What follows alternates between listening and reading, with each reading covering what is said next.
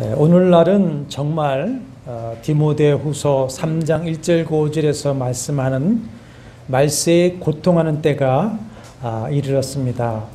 말씀에 보면 사람들이 자기를 사랑하며 돈을 사랑하며 자랑하며 교만하며 비방하며 부모를 거역하며 감사하지 아니하며 거룩하지 아니하며 무정하며 원통함을 풀지 아니하며 모함하며 절제하지 못하며 사나우며 선한 것을 좋아하지 아니하며 배신하며 조급하며 자만하며 쾌락을 사랑하기를 하나님 사랑하는 것보다 더하며 경건의 모양은 있으나 경건의 능력은 부인하고 있다 말씀하신 그대로입니다.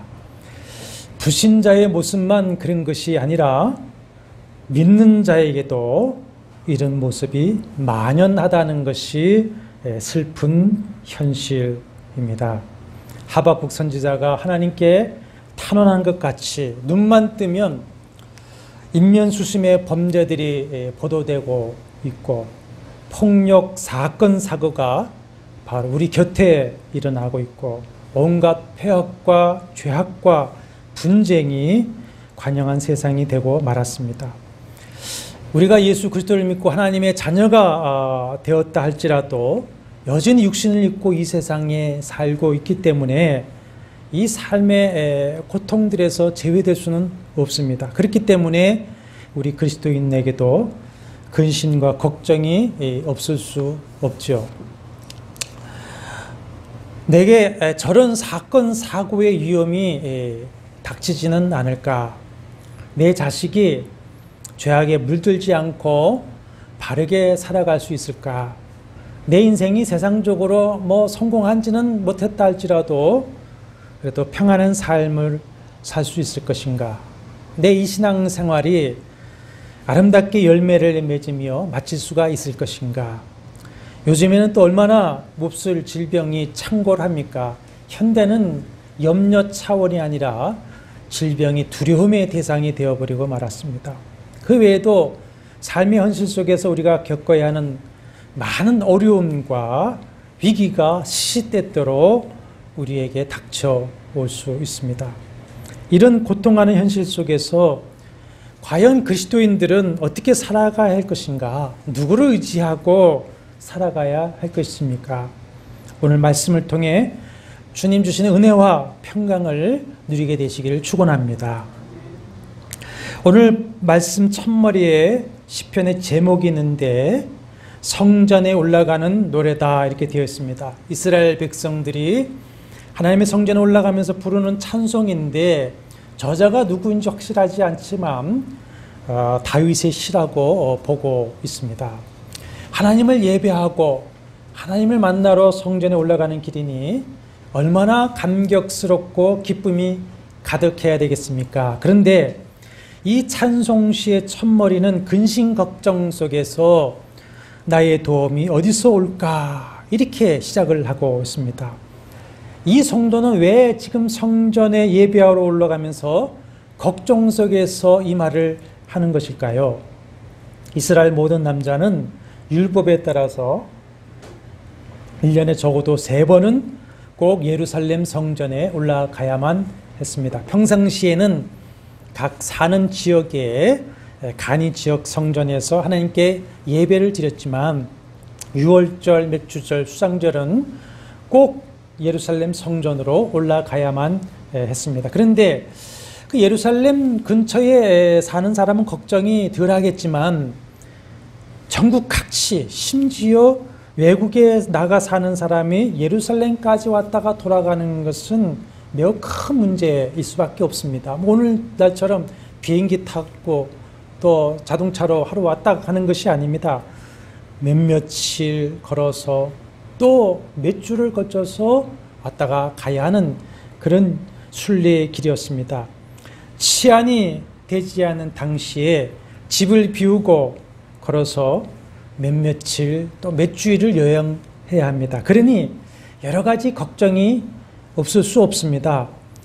여자들과 아이들만 남은 가족과 고향의 안전이 걱정되지 않겠습니까? 그뿐 아니라 여행자 자신의 안전도 마찬가지입니다. 그 긴 여행길에 안전이 치안이 보장되지를 않습니다. 더욱이 예루살렘은 지형적으로 높은 곳에 위치했기에 올라가는 길이 험했고 성전을 출입하는 사람들의 주머니를 노리는 강도들이 많이 출몰을 했습니다. 그래서 누가복음 10장 30절 이하 예수께서 여리고로 내려가는 그 길에 한 사람이 강도를 만나 다 빼앗기고 거반 죽게 된 것을 지나가던 사마리아 사람이 살려주었다. 이 얘기를 하시는 것은 그만큼 그 길이 강도가 출몰하는 지역이었다는 것을 잘 입증해 주고 있습니다. 이렇게 성전을 향해 올라가는 그 길은 즐거움만 있는 것이 아닙니다.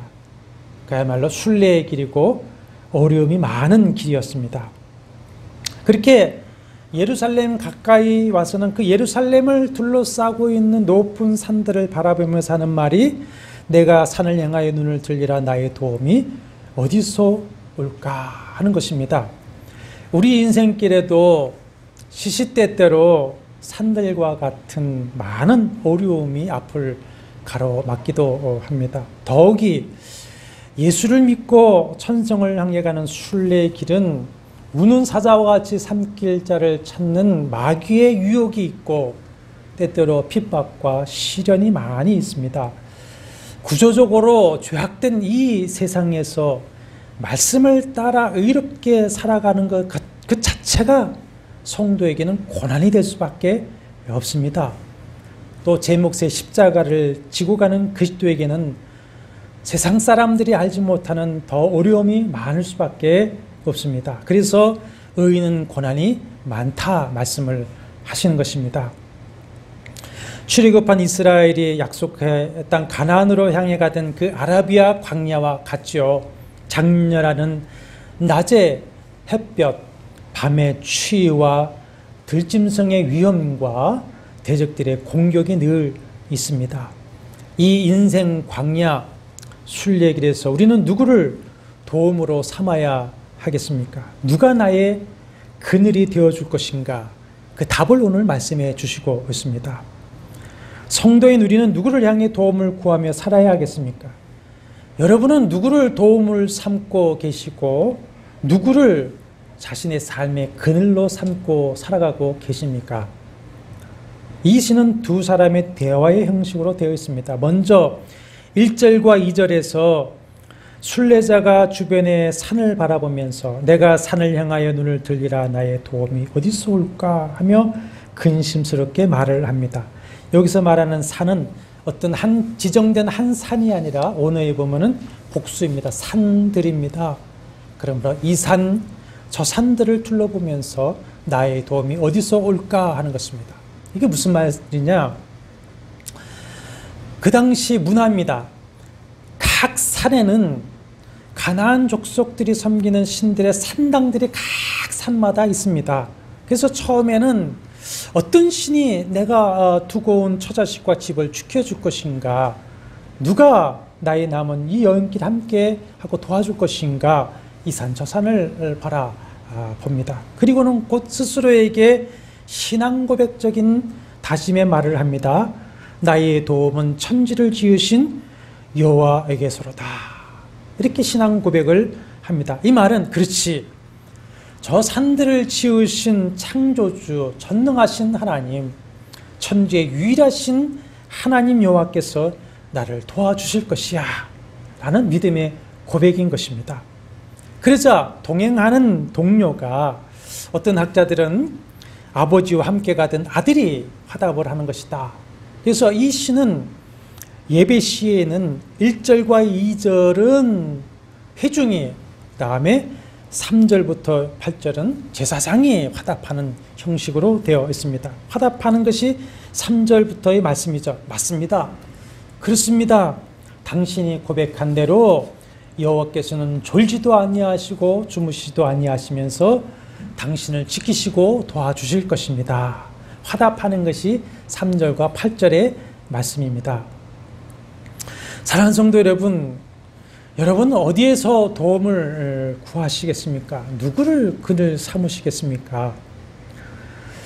저자가 시 성도가 1절에서 했던 것처럼 사람들은 본능적으로 눈에 보이는 것, 당장 가까이 있는 존재를 의지하고 싶은 것이 인간의 본성입니다. 그렇죠? 그래서 먼 친척보다 가까운 이웃이고 법보다는 뭡니까? 주목입니다. 눈에 보이지 아니하는 하나님보다는 눈에 당장 보이는 사람을 찾게 되어 있습니다. 보이지 아니하는 여호와보다는 눈에 보이는 우상을 자꾸만 찾게 되어져 있습니다. 그래서 어려운 일이 생기면 당장 누가 나를 좀 도와줄 수 있을까? 내 주위에 좀 돈 있는 사람, 힘 있는 사람이 누굴까 찾게 됩니다. 교인들도 30%가 눈에 보이는 우상들을 찾아서 점을 보고 또 구슬하고 그렇게 합니다. 우리 자신을 한번 돌아보세요. 당장 어려운 일을 당했었다. 당장 몸이 아플 때에 누구를 먼저 생각하고 어디를 먼저 찾아갔었습니까? 예언서들을 보면 도움을 구하러 애굽으로 내려가지 말라는 말씀이 여러 곳에 나옵니다. 아수르 바벨론의 공격을 받으며 애굽의 도움을 요청하는 것을 책망하십니다. 그 가운데 이사야 31장 1절과 3절 말씀을 보면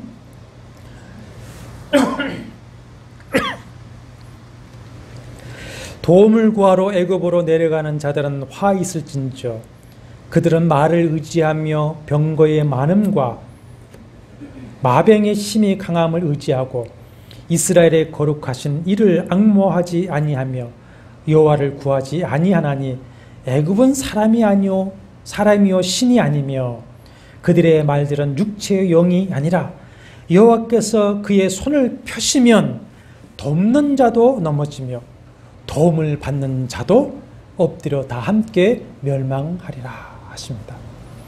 예레미야 2장 13절에 보면은 주변에 눈에 당장 보이는 그 강한 세력을 의지하는 것을 가리켜서 생수의 근원이신 여호와를 버렸다. 물을 가두지 못할 터진 웅덩이를 파는 이 두 가지 악을 너희가 행하고 있다라고 책망하십니다. 눈앞에 당장 보이는 세력을 의지하지 말라는 것이 예언서를 통한 공통된 메시지인 것입니다. 신앙은 뭐냐? 믿음은 뭐냐? 우선순위의 문제입니다. 우선순위. 우리가 사람이나 돈이나 권세나 세상의 어떤 것을 먼저 의지하고 바라면 하나님은 역사하지 않으십니다. 그러나 우리가 먼저 하나님을 구하고 하나님을 의지하면 하나님이 역사하셔서 그 모든 것을 도구로 사용해서 합력하여 선을 이루게 하시는 것을 믿으시길 바랍니다. 산을 바라보면 든든하죠. 여러분 자식도 든든하고 남편도 든든하고 친구도 든든하죠. 그 든든함의 위로를 받기도 하지만 그 산에게 먼저 도움을 달라 하지 않고 그 산들을 지으신 누구를 바라봐야 됩니까? 하나님을 바라보시고 하나님께 먼저 도움을 요청하는 것이 믿음입니다. 믿음. 천지를 지으신 전능하신 나의 하나님, 그 산들을 만드신 하나님이 나를 도와주실 것이라고 하는 믿음을 가지고 구하면 하나님이 기꺼이 우리의 도움이 되어주시는 줄로 믿습니다. 이것이 믿음의 역사입니다. 그렇다면 우리가 하나님을 믿고 의지하면 주님은 어떻게 우리를 도와주신다고 말씀하고 있습니까? 첫째는 3절과 4절 말씀에는 반복해서 하나님은 졸지도 아니하시고 주무시지도 아니하시면서 지켜주신다 그랬습니다. 여러분 지금 졸지 마시고 주무시지 마시고 말씀을 들으셔야 됩니다. 밤이 되면 순례자들은 서로 순번을 짜서 바수를 섰을 것입니다. 근데 그 바수꾼도 피곤해서 졸게 될 것이고 바수꾼이 경성했다고 해서 완전히 지켜줍니까? 그렇지 못합니다. 그래서 시편 130편 6절에 바수꾼이 아침을 기다림보다 내 영혼이 주를 더 기다리라니 참으로 바수꾼이 아침을 기다림보다 더하도다 그랬습니다. 사무엘상 26장에 보면 사울 왕이 군사 3,000명을 데리고 다윗을 쫓다가 밤에 잠을 자는데 장군 아브넬과 3,000의 군사들이 왕을 보호하기 위해서 둘러 누웠습니다. 다윗이 아비새와 함께 사울 진영에 가보니까 모두가 잠들어 있습니다. 사울의 머리맡에 가도록 아무도 깨지를 못합니다. 아비새가 이 절호의 기회를 놓치지 말고 죽이자고 하지만 다윗은 사울의 머리 곁에 있는 창과 물병만을 가지고 나옵니다. 3천의 군사가 보호하겠다고 둘러섰지만 피곤해서 잠들어서 지키지 못하는 겁니다. 그러나 우리를 지키시는 여호와 하나님은 졸지도 아니하시고 주무시지도 아니하시는 분이십니다. 왜 시인이 하나님은 졸지도 아니하시고 주무시지도 아니하신다고 말씀을 하시는가? 당시 고대 문헌을 보면 이방신을 섬기는 사람들은 신도 평상시에는 잠을 자고 있다 이렇게 생각하고 있었습니다. 우리 로마 그리스 신화도 그렇지 않습니까? 그래서 신의 도움을 얻으려면 자고 있는 신을 깨워야만 했습니다. 그래서 대부분의 이방신을 섬기는 제사들을 보면 어떻습니까? 요란합니다. 광기가 있습니다. 깨워야 합니다. 신들을. 그런데 하나님을 예배하는 사람도 그렇게 하나님을 깨워야 한다는 식으로 또 하나님에게 무슨 강탈을 부리듯이 소란을 피우는 식의 예배를 드리는 사람들이 많이 있습니다. 간절해서 부르짖는 기도, 정말 감사해서 큰 소리로 부르는 찬양과 하나님을 깨워야 되고 하나님의 한심을 내게 돌려야 되고 하나님이 내 소리를 들으셔야 한다고 소리치는 것과는 다르죠. 정말 간절하고 기가 막힐 때는 소리가 나옵니까? 한나처럼 소리가 나오질 않습니다. 열왕기상 18장의 엘리야 갈멜산 이야기입니다. 3년 6개월 가뭄 끝에 엘리야 선지자가 갈멜산의 백성들과 바알과 아세라 선지자 85명을 모고 대결을 합니다. 각각 제단에 송아지를 죽여 각을 떠서 나무에 벌려놓고 각각 신을 불러서 불로응답하는 신이 참 신이다. 그걸 증명하기로 했습니다. 먼저 바알과 아세라 선지자들이 그들의 신들의 이름을 부릅니다. 아침 일찍부터 정오까지 불러도 응답이 없습니다. 춤을 광란하게 춥니다. 그래도 안 되니까 칼로 자기의 몸을 상해서 피를 보이지만 저녁이 되도록 아무 소리도 없고 아무 응답하는 자나 돌아보는 자가 아무도 없더라 그랬습니다. 그 모습을 보던 엘리야 선지자가 큰 소리로 부르라. 그는 신인즉 묵상하고 있는지 혹 잠깐 나가는지 혹은 그가 길을 행하는지 혹은 그가 잠이 들어서 깨워야 할 것인지 조롱합니다. 선지자의 이 말에는 뭐가 있습니까? 내가 섬기는 여호와 하나님은 졸지도 아니하시고 주무시지도 아니하시는 분이다. 그런 확신이 있는 것이죠. 과연 여호와께서 엘리야가 한번 간구하자마자 기다리셨다는 듯이 불러 응답을 하셨습니다. 사랑하는 여러분, 우리가 믿고 섬기는 하나님은 졸지도 아니하시고 주무시지도 아니하시면서 나를 지켜주시고 내가 간구할 때에 나의 신음소리조차도 들으시는 응답하시는 하나님 우리 아버지인 것을 믿으시길 바랍니다.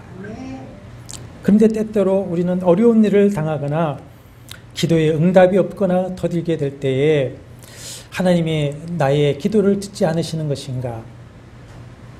나를 지켜보지 아니하시는 것인가? 하나님 주무시고 계시는 것인가? 낙심하고 원망하고 불평할 때가 있습니다. 이것은 잘못된 생각, 불신앙적인 생각입니다. 하나님은 절대로 졸지도 아니하시고 주무시지도 않습니다. 귀가 잡수시지도 않으셨습니다. 내가 졸고는 하나님이 조셨다고 그러는 거예요. 내가 신앙의 잠을 자고서는 하나님이 주무신다고 착각하는 겁니다. 주님의 눈은 불꽃 같은 눈이라고 표현을 하고 있습니다. 주님은 졸지도 아니하시고 주무시지도 아니하시면서 불꽃 같은 눈으로 당신의 백성이요 사랑하는 자녀의 누리를 지켜보시고 보호하시고 들으시는 줄을 믿으시고 나의 도움은 오직 천지를 지으신 여호와 하나님뿐이라고 믿음으로 고백하시기를 바랍니다. 하나님은 어떻게 우리를 도우시는가? 둘째로 5절 말씀에 우편에서 그늘이 되어주신다 하십니다. 5절과 6절을 다시 읽습니다. 여호와는 너를 지키시는 이시라. 여호와께서 내 오른쪽에서 내 그늘이 되시나니 낮의 해가 너를 상하게 하지 아니하며 밤의 달도 너를 해치지 아니하리로다. 여호와께서 나의 우편에 계신다고 하는 것은 뭐냐? 우리의 의가 되신다고 하는 겁니다. 성경에서 항상 우편은 의를, 좌편은 불의를 상징하고 있습니다. 두 번째로 우편이 상징하는 것은 일하는 손입니다. 하나님 오늘도 사랑하는 그 백성들, 자녀들을 위해서 수고로이 일하시는 분이십니다. 그래서 여호와의 열심히 일을 이루시겠다고 하십니다. 3절과 4절에 졸지도 아니하시고 주무시지도 아니하신다고 하는 것은 하나님의 성실하심이 내포되어 있습니다. 성실하심. 세 번째로 우편 그늘이 되신다고 하는 것은 병사의 전투 때의 모습을 가지고 설명할 수가 있습니다. 자, 왼손으로 방패를 들죠. 오른손으로 칼을 듭니다. 날아오는 화살과 창과 칼은 왼손으로 들은 방패로 막습니다. 반면에 칼이나 창을 든 오른쪽은 왼쪽에 비해서 뭐합니까? 위험에 노출되어 있습니다. 그래서 주님은 나의 왼편이 아니라 어디에 서신다는 겁니까?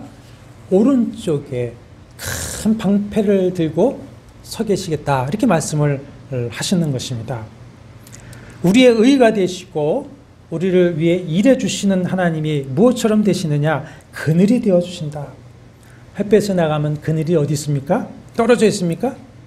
나의 곁에 붙어 있습니다. 하나님이 나의 우편이 그늘이 되어 주신다. 바로 나의 곁에서 지극히 가까이 하나님 의로운 손길로 나를 도와주신다는 것을 의미합니다. 하나님이 늘 곁에 계시는 것을 여러분 믿으시길 바랍니다. 인식하시면서 살아야 되십니다. 그리고 우편 그늘이 되시어 낮의 해와 밤의 달이 해치지 못하게 지켜주신다 그렇습니다. 마침 이렇게 태양이 장렬하는 이때이기 때문에 이 말씀이 더 피부에 느껴지게 됩니다. 그래서 뉴스를 보니까 어떤 여기자가 실험을 했어요. 서울 한복판에서 흰 옷을 입었을 때에 또 검정 옷을 입었을 때에 양산을 썼을 때 벗을 때에 그 온도차가 이루 말할 수 없이 컸습니다. 이스라엘 백성들이 가나안을 향해 아라비아 사막을 행진할 때 낮에는 구름 기둥으로 그들을 덮어 장렬하는 태양으로부터 보호해 주셨습니다. 밤에는 불기둥으로 어둠과 추위로부터 지켜주셨습니다. 낮에 태양과 밤의 달로부터 보호하신다는 것은 7절 말씀대로 모든 환난에서 보호하신다는 것입니다. 낮에 해가 너를 상하게 하지 아니하며 하셨는데 제가 설교 준비를 하면서 아라비아 1년 그 온도를 한번 찾아봤습니다. 이 여름에 평균 40도, 50도 올라갑니다. 장렬하는 그 태양의 여행객에는 치명적이죠. 열왕기상 4장에 보면 이런 이야기 나옵니다. 엘리사 선지자를 늘 섬기는 여인이 기도를 받고는 아이를 낳았는데 이 아이가 자라면서 자기 아버지가 추수하는 들에 놀러 갔다가 일사병으로 죽습니다. 물론 다시 선지자가 기도해서 살리기는 하지만 그런 광경이 나오는 겁니다. 그러니까 벌써 이 여름철에 힘들지 않습니까? 삶의 모든 어려움과 수고를 낮의 태양이 의미합니다. 그리고 밤의 달도 너를 해치지 아니한다 했습니다. 그 밤의 달빛도 우리를 상하게 하는가? 기온을 보니까 밤에는 또 영하 1도로 떨어지더라고요. 낮에 40도, 50도로 올라갔다가 영하 1도로 내려가 보십시오. 얼어 죽죠. 얼어 죽죠. 예. 고대 근동아시아 사람들은 밤의 달빛도 치명적으로 알고 있습니다. 밤의 달빛은 질병을 준다고 생각하고 있는데 특히 정신병을 준다고 해서 정신병이라고 하는 용어가 로마 그리스 신화의 달신 루나에서 나왔습니다. 그래서 정신병이 뭐냐? 루너틱입니다. 루너틱. 밤에 달신병이다. 이런 의미입니다. 여러분, 우리 늑대 인간 신화에도 보면은 언제 늑대로 변합니까? 보름달에 변합니다. 이건데 미네소타 주립대 연구진에 의하면은 포식 동물들이 음력 보름 후 5일 동안 가장 공격적이다. 이렇게 연구를 했습니다. 바벨론에서는 달신이 재앙을 내린다고 했습니다. 조수간만이 다 달의 영향이 있죠. 해일이 다 달의 영향이 있죠. 해상 사건, 사고, 지진이 이 달에 의해서 일어나는 것이고, 열병과 나병도 이 달신에서 온다고 하고 있습니다. 사실 낮에보다 밤에 더 병이 깊죠. 네, 밤에 더 아픕니다. 동양의학을 좀 배워보니까 음양의 이치입니다. 음양의 이치로 해서 밤에는 음의 기운이 돌기 때문에 더 몸이 상한다. 이렇게 되어져 있습니다. 밤에 병이 깊어지는 것이죠. 낮에 태양, 밤에 달빛을 우리는 피할 수 없습니다. 그러나 여호와께서 우편 그늘이 되셔서 너를 모든 환난에서 면하게 하신다고 말씀하고 있습니다. 또 7절 하반절에 보면 내 영혼을 지키시리다 했습니다. 이 영혼이라고 하는 말은 우리의 생명 또는 삶을 의미합니다. 우리의 생명과 삶을 지켜주시는데 어떻게 지켜주십니까? 우편 그늘이 되어주신다. 그것처럼 가까이 지켜주신다. 그 능력의 오른손으로 우리를 붙들어 주신다. 낮에는 구름 기둥 가운데 임재하서 삶의 모든 시련과 고통으로부터 우리를 지켜주십니다. 밤에는 불기둥으로 함께 하시면서 우리를 모든 재앙과 질병에서 건져주십니다. 달신들, 모든 원수 마귀가 주는 저주와 질병과 재앙으로부터 우리를 건져주시겠다고 하는 것입니다. 출애굽기 15장 마라에 쓴물을 달게 하신 여호와께서는 자신을 뭐라고 선포하십니까? 여호와 라파. 나는 너희를 치료하는 여호와라. 열재앙으로 애굽을 치실 때에 그 중에는 돌림병도 있었습니다. 전염병도 있었습니다. 마지막에는 장자의 죽임도 있었습니다. 그러나 그 재앙 때마다 무슨 말씀이 덧붙여지냐면 여호와께서 이스라엘 백성들이 있는 그 고센 땅을 구별하셨다 그랬습니다. 구별하셨다. 그래서 돌림병이 있어서 모든 짐승이 다 죽을 때에도 이스라엘의 짐승은 하나도 죽지 않도록 구별하셨다. 암흑재앙 때에도 고센에는 빛이 있었다. 모든 장자와 첫 것을 죽일 때에도 어린 양의 피를 보고 건너가셨다.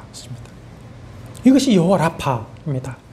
이 여호와 라파, 치료하시는 하나님을 믿고 그 말씀을 청종하시고 예수 그리스도의 보혈의 은혜와 능력 아래 머무시기를 바랍니다. 그것이 우리의 그늘입니다. 그늘. 그러면 그 그늘이 우리를 지켜주시고 건져주실 줄로 믿습니다. 치료하시는 여호와, 예수 그리스도의 보혈의 능력을 믿으십시오. 그 권세를 믿으십시오. 그리고 구하십시오. 그런데 오늘 말씀 보면 분명히 여호와께서 너를 지켜 모든 환난에서 면하게 하신다 말씀을 하시는데, 그러나 우리 현실 어려움이 분명하게 있습니다. 그러면 이 말씀이 잘못된 것일까요? 주님의 말씀이 공수표인가요? 잘 들어보십시오. 같은 환난이지만 주 안에서 겪는 환난은 환난이 아닙니다. 그 뭐냐? 연단입니다. 연단. 과일나무, 또 밭에 야채도 더 많은 열매가 맺고 풍성해지려면 어떻습니까? 가지를 자르고 잎사귀를 또 따줘야 됩니다.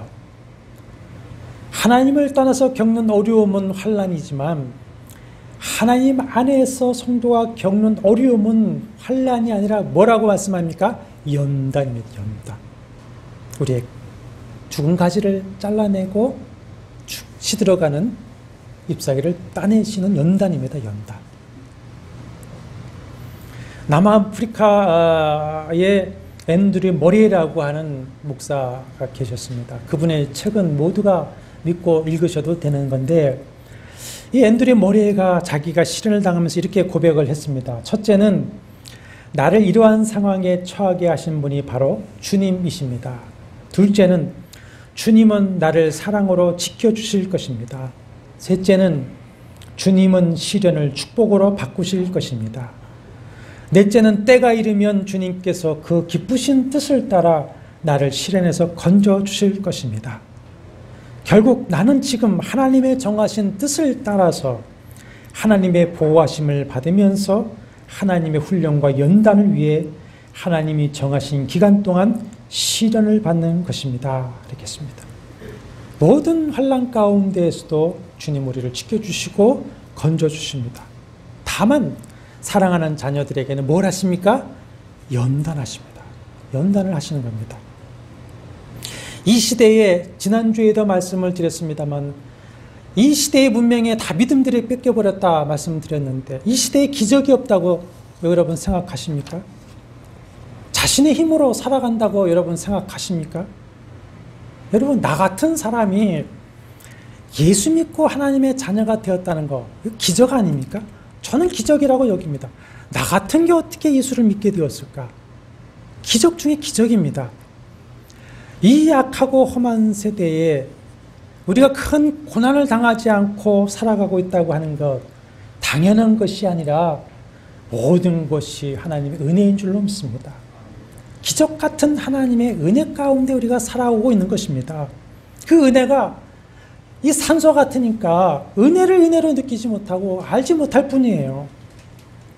천지를 지으신 하나님 지금도 살아계실 뿐만 아니라 내 옆에 계시는 줄로 믿습니다. 나와 함께 하십니다. 기뻐하시는 일을 이루기 위해서 오늘도 기적을 베풀어 주시는 것을 믿으시고 그 하나님께 부르짖어 간구하시기를 바랍니다. 세 번째로 하나님은 영원까지 우리를 지켜주신다 말씀하고 있죠. 8절 말씀입니다. 여호와께서 너희의 출입을 지금부터 영원까지 지키시리로다. 출입이라고 하는 것은 언제 어디서나 어디를 가든지 무엇을 하든지입니다. 하나님은 전지전능하시고 무소부재하시고 영원하신 하나님이신 줄로 믿습니다. 그렇지 않으면 그분은 하나님이 아니십니다. 하나님은 전지전능하셔야 되고 무소부재하셔야 되고 영원하셔야 됩니다. 그것이 하나님이십니다. 내가 무엇을 하든지 어디에 있든지 주님은 그곳에 나와 함께 하시고 내 우편 그늘이 되어주시고 오른손으로 나를 붙드시고 지켜주시는 나의 아버지이신 것을 믿으시기를 바랍니다. 우리가 천국에 들어가기까지 아니 들어가서도 영원토록 우리와 함께 하십니다. 내가 세상 끝날까지 너희와 항상 함께 있으리라 약속하신 주님은 그 약속대로 그의 영이신 성령으로 오셔서 내 안에 거하시면서 항상 함께 계시다고 하는 것을 여러분 믿으시기를 바랍니다. 믿고 항상 함께 성령으로 계시는 주님을 인식하시며 살아야 됩니다. 이걸 인식하고 살아가는 순간과 잊어버리는 순간은 하늘과 땅처럼 달라질 것입니다. 사랑하는 여러분, 오늘 이 성도의 신앙 고백과 믿음이 여러분이 되시기를 축원합니다. 내가 그 하나님을 믿고 의지하는 한 하나님은 졸지도 아니하시고 주무시지도 아니하시면서 그림자처럼 내 곁에서 아니 성령으로 내 안에 계시면서 언제나 어디서나 나와 함께 하시면서 나를 지키시고 보호하시고 지켜주시고 건져주시는 하나님 아버지의 것을 믿으시길 바랍니다. 이 성도는 이것을 확신하면서 이 짧은 찬양에서 6번이나 하나님께서 지키신다. 하나님이 지켜주신다. 하나님이 지켜주십니다. 하나님이 지켜주십니다. 하나님이 지켜주신다니까요. 하나님이 지켜주실 줄로 믿습니다. 이 확신의 찬송이 여러분의 것이 되시기를 바랍니다. 지금까지 지내온 것 주의 크신 은혜라 한이 없는 주의 사랑 어찌 이루 말하랴. 자나깨나 주의 손이 항상 살펴주시고 모든 일을 주 안에서 형통하게 하시네. 내 주와 맺은 언약은 영불변하시니 그 나라 가기까지는 늘 보호하시네. 사랑하는 여러분, 이 믿음으로 늘 찬송하시고 주님과 동행하시면서 하나님의 평강을 누리시고 승리하는 신앙인의 삶을 살아가시기에 축원합니다. 오늘 말씀